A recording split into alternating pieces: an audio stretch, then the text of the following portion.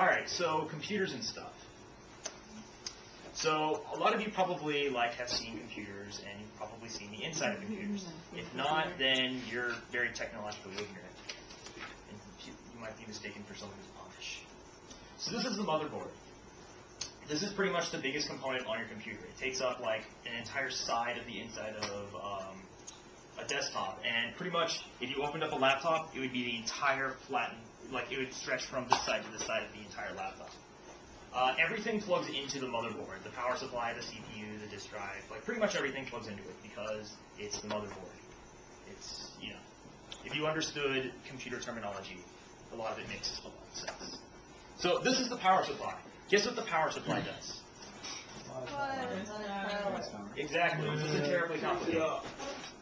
So yes, the power supply supplies power. If it's inside of a desktop, it's going to look like this, where it's a big hunk of metal, and there's a fan that blows on it to keep it from overheating.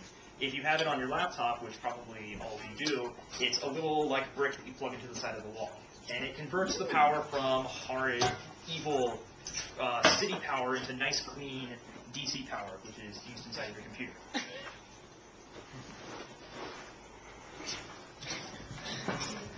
All right. So this is the CPU. The CPU stands for Central Processing Unit. It does pretty much all of the processing. It's really, really important for your computer. If you're going to see a CPU, you're probably actually not going to see the actual CPU. You're going to see this, which is the heatsink, which prevents the CPU from overheating. Because if you remove the heatsink on a CPU while it's running, it could actually explode. Pretty much think of it as the radiator on a car. This is RAM, which stands for Random Access Memory. Keep in mind that it's memory, not storage. Memory is which is pretty much just storage, which is used temporarily. So if you load an image into your web browser, or if you're viewing an image or you're viewing a video, it's usually stored in the RAM. Just keep in mind, memory is not storage. I cannot stress that enough, because there have been a lot of technical issues where I say memory and someone says storage, and it doesn't sync up correctly.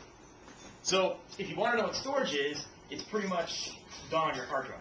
The hard drive is basically a bunch of layers of disks which spin around really rapidly. It's pretty much a bunch of CDs stacked on top of each other. The hard drive is one of the moving parts on your computer, which is why it's also one of the things that tends to break a lot. And a hard drive is for storage, not memory. Again, I can't stress that enough. Now, you're probably all familiar with DVD players and CD players, and your computer also has one of those too. It's called a CD drive. You know, it's also, nowadays, since we have DVDs and Blu-rays, there's something called Blu-ray drives or DVD drives, and they can read discs and they can also burn the discs.